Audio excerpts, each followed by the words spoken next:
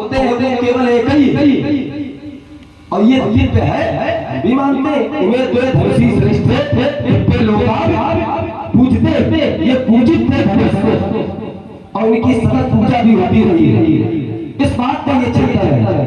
अजरा ये परशुराम जी ने कहा कि ममता हमको इस धनुष से है, इस धनुष से ममता है, तो हमारा केवल यही तो कहना है कि आपको इसी आयुध से ममता क्यों। एक चौपाई भी परशुराम जी ने पढ़ी थी, जे हितई कठिन जो स्वागत होई और तापर ममता कर सब कोई, जिससे जिसका कुछ स्वार्थ होता है उससे वो ममता करते। 10 स्थान की ममता है, जरा चिंता हो जाए इस बात का।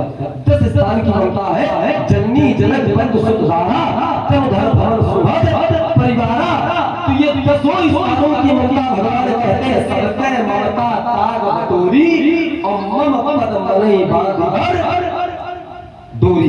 मेरे चरणों से और कोई संसार की ममता है नहीं, यही 10 स्थान की ममता है। तो परमात्मा की चरणों से होनी चाहिए। भगवान कहते हैं कि निंदा स्तुति उभय सम और ममता मम पद, मेरे चरण कमलों से ममता करो। तो यदि आपकी भगवान शंकर के चरण कमलों से ममता है तो हमारा कोई विरोध नहीं, लेकिन ये भगवान शंकर का है और भगवान शंकर नहीं है, भगवान शंकर का है तो क्या है ये आप चिंतन करेंगे। एक बात परशुराम जी ने कहा, परशुराम जी बहुत चतुर खिलाड़ी साधुवाद है। यद्यपि जो हमने धरातल बनाया था, मैंने चिन्ह दिया था परशुराम जी को कि राजा जरा निरपेण किया, बंदियों ने घोषणा घोषित की है और उस तोड़ने वाले ने उसको तोड़ दिया, गुरु जी के आदेश से तोड़ दिया। तो परशुराम जी ने अपना एक जबरदस्ती वाला एक धरातल बनाया और कहा कि गुरु जी की आज्ञा पर ये धनुष टूटा। तो ये तो बात सही है, गुरु जी की आज्ञा पर ये धनुष टूटा है। अब परशुराम जी ने उसका प्रति उत्तर किया है। परशुराम जी ने कहा गुरु जी सब कुछ होते हैं, गुरु ब्रह्मा गुरु विष्णु गुरु देवो महेश्वरा। तो उसने गुरुदेव की आज्ञा नहीं मानी, हम कैसे कहेंगे गुरुदेव का भक्त। ये परशुराम जी कहते हैं। इस पर थोड़ा चिंतन करना है। चिंतन ये करना है कि धनुष तोड़ने वाले गुरुदेव से आज्ञा मांगी है, आज्ञा मांगी है कि आज्ञा मिली? क्यों आज्ञा मांगी है कि मिली? उसको आज्ञा मिली गुरुदेव के द्वारा, लेकिन मुनियों से आज्ञा मांगी। अमुक मुनि सर आयस मांगा। तो इसका तात्पर्य है कि गुरुदेव की आज्ञा पाने के बाद में भी उसने मुनियों से आज्ञा क्यों मांगी? इसलिए मांगी वो तो गुरुदेव की आज्ञा को प्रौढ़ता प्राप्त कर रहा है, मजबूताई प्रदान कर रहा है। क्योंकि ये धनुष है ना, ये धनुष कोई एक की संपत्ति नहीं, एकाधिकार नहीं है, सर्वाधिकार है इस धनुष पर। यदि एक उदाहरण देते हैं, गुरु जी की खड़ाऊ हो और गुरु जी कहे कि इनको जल में बहा दो, तो शिष्य को नहीं विचार करना चाहिए, क्योंकि गुरु जी की संपत्ति है। लेकिन वही संपत्ति यदि राजभवन हो, ग्राम स्वराज का राजभवन हो और फिर कहा जाए कि शिष्य जा करके इस राजभवन को गिरा दो, इसको नष्ट कर दो। देखिए माता पिता पर गुरुदेव वाली है, आप पढ़ रहे हो, लेकिन ये सभी जगह लागू नहीं होता। पिताजी अगर कहे कि गाय का वध कर दो, गौ हत्या कर दो, तो क्या पुत्र को गौ हत्या कर देनी चाहिए? विचार करना चाहिए। तो क्या आपने कहा था कि ये सेवक का धर्म होता है स्वामी की आज्ञा का पालन करना। सेवक का ये धर्म नहीं होता है कि स्वामी की आज्ञा का पालन करना। सेवक का धर्म ये होता है करई स्वाम हित सेवक सोई, जो स्वामी का हित करे वही सेवक होता है। किस प्रकार से हित होता है ये शिष्य पर निर्धारित करता है। ये शिष्य के भी प्रकार होते, एक प्रकार नहीं होते। इसलिए परशुराम जी मैं ज्यादा चक्कर नहीं, ज्यादा दीर्घ नहीं करूंगा, संक्षिप्त हम लोगों के जो मन में बना है वो चलता है। और मैंने कहा था कि परशुराम जी इस पृथ्वी का परिवर्तन क्यों करना चाहते हैं, पृथ्वी का परिवर्तन क्यों करना चाहते हैं। तो इन्होंने हमारे पूर्वजों से उदाहरण दिया कि हमारे पूर्वज तुम्हारे पुरखा खंड खंड ये पृथ्वी गई, लेकिन क्यों करती हो? उनमें लोगों प्यार छुपा हुआ है, लोग धर्म छुपा हुआ है और एक प्यार छुपा हुआ है। आज वो अपने 7 दीपों के नाम से जाने जाते हैं, 7 दीपों के नाम से। और आपने कहा कि हम कह रहे क्यों थोड़ी नहीं रहे? अरे कह रहे हो तो महापुरुषों के जो वचन होते हैं, हमारे कुल की एक रीति है कि प्रकुल वीर सदा चली आई, पर प्राण जाई पर वचन न जाई। जो कह दिया या कह दिया, जो कह दिया तो हो गया। मैं अपने वाणी को पुनः देता हूं। कह रहा रघुकुल वीर सदा चली आई, प्राण जाई पर वचन न जाई। जो शब्द बोला सब इसको उत्तर लो पहले। कह रहा रघुकुल में हम जो कह देंगे वो हो जाता है। जिस रघु का तुम इतना बड़ा बखान कर रहे हो, जिस रघु से तुम्हारे वंश का नाम पड़ा रघुवंश, क्या उसने धर्म का पालन किया? कि तुम कह रहे हो कि महाराज रघुकुल वीर सदा चली आई और प्राण जाई पर वचन न जाई। राजा रघु की पुत्री चंद्रावली विवाह से पहले गर्भवती हो गई, लेकिन राजा रघु ने यह जानने का प्रयास नहीं किया कि आखिर इसका पति कौन है। राजा रघु ने अपने राज्य से निष्कासित कर दिया और वही बालक जो उसके गर्भ में पल रहा था वही आज नचिकेता के नाम से जाना जाता है।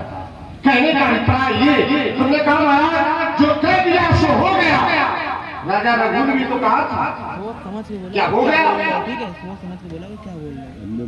राजा रघु ने जो कहा था चंद्रावली से क्या हो गया? दूसरी बात का उत्तर ले।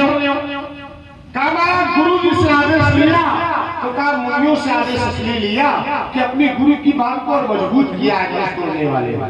मैंने क्या कहा था? गुरु की सर्वोच्च सत्ता है, ध्यान देना, और उसको पालन कर रहे हैं। अगर सर्वोच्च न्यायालय का कोई निर्णय हो तो क्या उच्च न्यायालय को अधिकार है कि उसका हस्तक्षेप करे? गुरु सत्ता वाले सर्वोच्च, और सर्वोच्च सत्ता से आदेश मिला तो फिर मुनियों से आदेश लेने की कोई आवश्यकता नहीं है।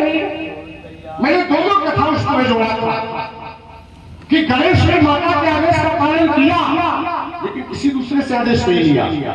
मैंने अपने पिता के आदेश का पालन किया, मैंने किसी दूसरे से आदेश नहीं लिया। ऐसे ही धनुष तोड़ने वाले को जब आदेश मिला तो उसे भी मुनियों से आदेश नहीं लेना। राजपाल ने कहा महाराज अगर पिताजी गौ हत्या करने के लिए कहे तो पुत्र का धर्म है कि पिता के आदेश का पालन न करे। अच्छा तुम एक प्रमाण पढ़ो, कभी पिताजी ने अपने पुत्र से कहा होगा गौ हत्या करो। कोई ऐसा सिद्धांत भी तो लाओ, कोई ऐसी कथा भी तो लाओ जहां पर पिता ने कहा जाओ गौ हत्या करो। अरे हमने तो ये सुना पिता ने आदेश दिया है जाओ गौ की सेवा करो जाके। पिता ने ये आदेश नहीं दिया कि जाओ गौ की हत्या करो जाके। दूसरा राजकुमार ने कहा महाराज धनुष से आपको ममता है तो कहा धनुष जो है ये शंकर जी नहीं है, शंकर जी से ममता करो तो ठीक है, लेकिन धनुष से ममता का धनुष शंकर जी नहीं है, शंकर जी का है। अब ध्यान देना, इनके स्तर को नहीं खत्म करते पड़ेगा। कहा दोबारा ये स्तर कब लगावे ना। कहा महाराज ये धनुष जो है ये शंकर जी नहीं है, शंकर जी का है। ध्यान देना, एक कालखंड में एक सेवक अपने स्वामी के पास गया, प्रभु लौट चलो। स्वामी ने कहा ना मैं वापस जाने वाला नहीं हूँ, मैं तब जाऊंगा जब मेरे पिता के वचनों का समय पूर्ण हो जाएगा। तो उस भक्त ने अपने प्रभु से मांगा क्या और प्रभु ने दिया क्या? प्रभु कर कृपा पावरी दीनी और सादर अनुक शीश धर। भैया मंगा किससे की उसने? खड़ाऊं से। खड़ाऊं वो नहीं है, खड़ाऊं उस व्यक्तित्व की है। ऐसे ही ये धनुष भोले बाबा का है, भोले बाबा जब वहां ममता की जा सकती है। अच्छा, जो पैर में शोभा पाए उससे ममता करो तो ठीक है, और जो बामन की हाथों की शोभा उससे करो तो खराब है। बात तुम्हारी न्याय व्यवस्था, बात तुम्हारी बुद्धि को मैं, जो हाथों में शोभा पाया है उससे ममता न करो, और जो पैरों की खाड़ा में उनसे ममता करो तो ठीक है। अलग पक्ष देखो, जिस दाल बैठे उसी को काट रहे हो। तो ये भोले बाबा नहीं है, लेकिन भोले बाबा का है। ऐसे ही वो प्रभु नहीं थे, लेकिन प्रभु की बावरी थी, तो उससे भक्त ने ममता, भक्त ने किया ये, सेवक ने ये किया, आया सिंहासन पर उनको आसन दे दिया और स्वयं सिंहासन से नीचे का यही हमारे प्रभु है। सिंहासन पर विराजमान की पादुकाएं है, यही हमारे प्रभु है। राज्य का संचालन ये करे, हम तो माध्यम मात्र हैं। ऐसे ही ये धनुष जो है ये भोले बाबा का है, और भोले बाबा से जुड़ी हुई प्रत्येक वस्तु परशुराम के लिए आस्था और श्रद्धा का केंद्र बिंदु हुआ करती है। प्रत्येक भक्त के लिए यही है। राजकुमार ने कहा, महाराज हमारे पूर्वजों ने जो 7 खंड किए, तो कहा वो 7 खंड किए, तो कहा जनहित हुआ है, जनहित हुआ, धर्म हुआ है। अच्छा, परशुराम अगर पृथ्वी पर जनहित नहीं होगा, ये तुम जानते हो क्या? अभी तक परशुराम ने कोई धर्म किया हो बताओ भाई। जब भी किसी का मूल्यांकन किया जाता है तो उसका पहले का इतिहास देखा जाता है, अभी तक किसने क्या किया। जैसे अगर कोई अपराधी का अपराध देखा जाता है तो सबसे पहले ये देखा जाता है पूर्व में इसने कोई अपराध किया क्या, नहीं पूर्व में कोई नहीं किया अपराध, तो जांच अधिकारी ये विचार करता है, हो सकता है भूलवश हो गया। परशुराम ने अभी भी कोई भी अभी तक अधर्म का कारण नहीं किया, ना ही अधर्म के पाले में खड़ा हुआ। तो परशुराम अगर पृथ्वी पलटेगी तो उसके परोक्ष में कहीं ना कहीं जनहित छिपा होगा, इसमें कोई संशय करने की बात। अब तुम्हारे जो पूर्वजों ने 9 खंड 7 खंड किए थे, 7 किए थे 9 किए थे, ये आप जानो, आप कही रहे हैं। तुम्हारे पुरखा तुम नहीं जानो? नहीं, हमारे पुरखा है तो हमको बताएंगे, अपने क्रम में बता देंगे, लेकिन आप बताओ। चलो मुझे ज्यादा विस्तार बात। हाँ, बढ़िया, अच्छी बात है, विस्तार बात नहीं होना चाहिए। जहाँ से आपने विराम लिया, आपने कहा कि परशुराम जी जो क्रोध कर रहे थे क्या वो अधर्म है? हाँ, अधर्म है। परशुराम जी कहते हैं कि जो हम कर रहे हैं वो अधर्म है। बिल्कुल नहीं, बिल्कुल अधर्म है। कैसे नहीं है धर्म? कैसे आप क्रोध कर रहे हो, ये धर्म? क्यों भाई? आप क्रोध कर रहे हो, सबसे बड़ा तो अधर्म यही है। और आप देववाणी पढ़ते हो तो देववाणी से ही हम उत्तर कर। एक ठाकुर पर्याप्त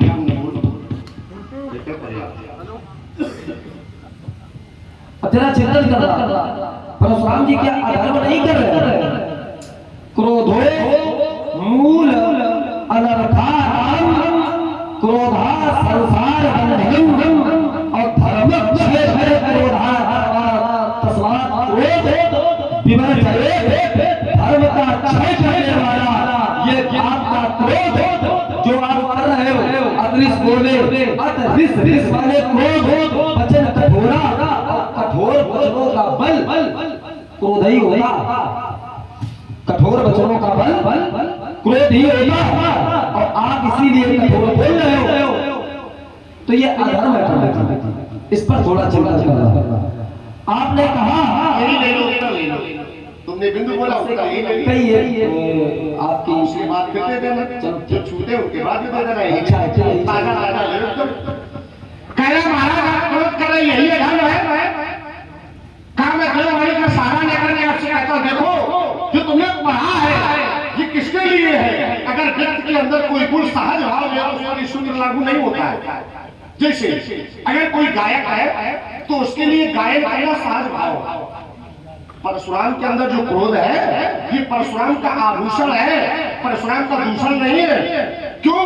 क्योंकि परशुराम के अंदर जो क्रोध व्याप्त है ये क्रोध परशुराम का सहज में व्याप्त है, और सहज में अगर कोई व्यक्ति के अंदर कोई गुण विद्यमान होता है तो उसका दूषण नहीं है, उसका आभूषण हुआ करता है। जैसे परशुराम का क्रोध है सहजम चित्तवत मनो निशाते, मैं जिसकी उस सहज भाव में देखता हूँ तो उसको ऐसा लगता मेरा काल मेरे सामने खड़ा है। परशुराम का क्रोध है ये मेरा आभूषण है। परशुराम क्रोध है से जाना जाता है, ये क्रोध हमारा आभूषण है। जैसे तुमने कहा महाराज जो क्रोध करता वो अधर्म है, भोले बाबा भी क्रोध करते हैं क्या? भोले बाबा धर्म करते हैं? भोले बाबा के अंदर जो क्रोध है वो सहज भाव में विद्यमान है। तो शिव तीसर नयन उठारा और शिवदत्त काम भयो जय, हा हा हा भयो जय। इतना बड़ा क्रोध भगवान शंकर का समाचार एक बार। फिर जिस समय माता सती का संसार से कमल हुआ तो समाचार से शंकर पाए तो वीर भंकर को पठाए। भोले बाबा ने इतना क्रोध किया कि माता सती के पार्थिव शरीर को लेकर ब्रह्मांड में विसर्जन करने लगे महाराज। और वही माता सती के शरीर को भगवान विष्णु ने देखा कि अगर भोले बाबा ऐसे विसर्जन करते रहे तो संसार चक्र बाधित होगा। भगवान विष्णु ने अपने चक्र से भगवान शंकर की पत्नी माता सती के 51 खंड कर दिए जो आज 51 शक्तिपीठों के नाम से जाने जाते हैं। तो क्रोध जो है ये सहज भाव में है। आचार्य कहते महाराज मनुष्य स्मृति में कहते हैं उत्तमा सहजावस्था मध्यमा ध्यान धारणा अधमा गुण पूजा की ठाकुर अधमा की अधमा। कहा महाराज जो सहज अवस्था है ये उत्तम कोट की अवस्था है। उत्तमा सहजावस्था जो सहज होता है ये प्रथम कोट की साधना है। परशुराम भी सहज, हमारे भोले बाबा हमारे गुरु जी वो भी सहज। शंकर सहज स्वरूप सहारा और लाज समाधि अखंड वो सहज, हम भी सहज और तुम असहज बन रहे हो। अब बोलो। चलिए परशुराम जी की हो गई बात, साधुवाद है। परशुराम जी ने इसमें दो धरातल जोड़ दिए। अब परशुराम जी मैया सती के चरित्र को लाकर के बीच में खड़ा कर दिया। परशुराम जी ने कहा कि वहां पर वीर को भेजा और भगवान विष्णु के चक्र से मैया सती का शरीर छिन्न भिन्न हुआ। ये परशुराम जी धरातल प्रस्तुत कर रहे हैं। अत्यंत चिंतन कर रहा। भगवान शंकर ने क्रोध कब किया? भगवान शंकर ने वीरभद्र को भेजा जब विधर्म जाय तीन्हा और सकल सुरन विधवत भल दीन्हा। कब दीन्हा? जब समाचार शंकर पाए तो वीरभद्र को पठाए तो उनको समाचार मिला। किसको? भगवान शंकर को। क्या भगवान शंकर ने भगवान शंकर ने वीरभद्र को भेजा था? क्या भगवान शंकर ने आपको भी भेजा है?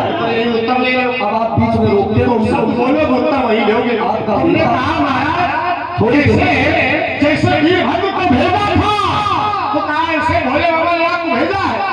जिस समय दक्ष का यज्ञ हो रहा था तो वही लो। दक्ष का यज्ञ हो रहा था, वीरभद्र राज में गए हैं। सबसे पहले विरोध किया चमन ऋषि ने। क्या भोले बाबा ने कहा था? क्या भोले बाबा ने ऋषि समझ से कहा था कि जाओ विरोध करो? विरोध वही करता है जो सक्षम होता। तुमने भी किया। जिस समय राजा जनक ने कहा कि अब जिनको माथे हटवानी वीर वीर वही मैदानी, तो कोई वीर नहीं बोला। क्या तुम्हारा भैया वीर नहीं है? लेकिन विरोध करने में तुम सक्षम थे तो तुमने राजा जनक का विरोध कर दिया। विरोध वही करता है जो विरोध करने में सक्षम होता है। आपकी बात का उत्तर सीधी बात करते बड़े और चोट को चोट करना हमें अच्छा लगता है। हाँ बहुत सुंदर बेटा। अब देखिए जब तक स्वामी की आज्ञा न हो ये बात ऊर्जा पर्याप्त है और आप ऊर्जावान बने रहो, क्योंकि हमें तो आपका बुढ़ापा देख के भय लग रहा है। अब चिंतन कर रहा जब तक स्वामी की आज्ञा न हो तब तक सेवक का बोलने का कोई अधिकार नहीं है। ये बढ़िया। आप उदाहरण दे रहे हैं कि नहीं तुमने भी विरोध किया, हमने विरोध किया। वहां पर चमन ऋषि थे, वहां पर उन्होंने विरोध किया। आप ये उदाहरण तो दे रहे हैं कि वहां पर चोर ऋषि थे, उन्होंने विरोध किया। वहां पर अधर्म था। क्या यहाँ पर अधर्म है? वहां पर यदि विरोध